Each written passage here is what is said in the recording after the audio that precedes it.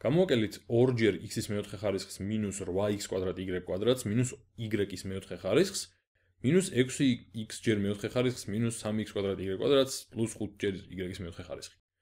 გამოვაკლოთ, რატომაც არა. განვუწეროთ ჯერ ეს განტოლება კი არა და გამოსახულება.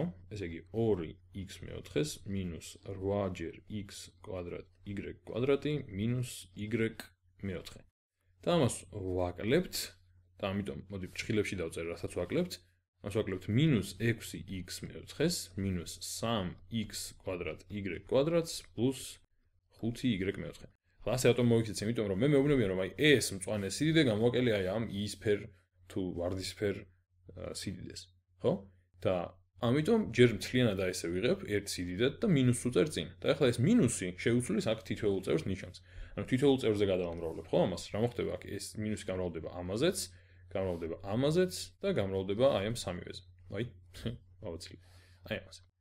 ეხლა მოდი გადმოვწერ მარცხენას იმავენაირად, მექნება 2x მეოთხე მინუს 8x კვადრატ y კვადრატი მინუს y მეოთხე და ეხლა დავიწყოთ ნიშნის შეცვლა უკვე მინუს 1, ანუ აქ ერთიანი შეგიძლიათ წარმოიდგინოთ, ეს ჭრილებს გარეთ გამრავლებული არის მინუს 1-ზე თითქოს.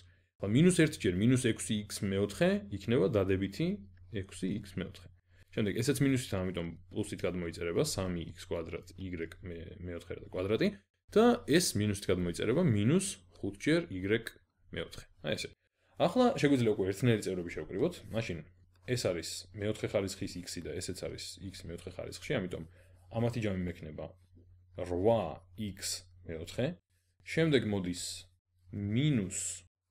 მინუს აუცილებლად უნდა გავითვალისწინოთ 8x კვადრატ y კვადრატი და აქეთ დადებითი, ამიტომ პლუს აღარ შევიტან, მაინც დადებითია 3x კვადრატ y კვადრატი, ამათი ჯამი იქნება მინუს 5x კვადრატ y კვადრატი.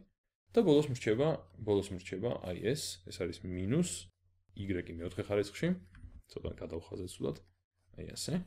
და მინუს 5y მეოთხე ხარისხში, რაც იქნება მინუს 6y მეოთხე ხარისხში. და ეს არის ჩვენი საბოლოო პასუხი.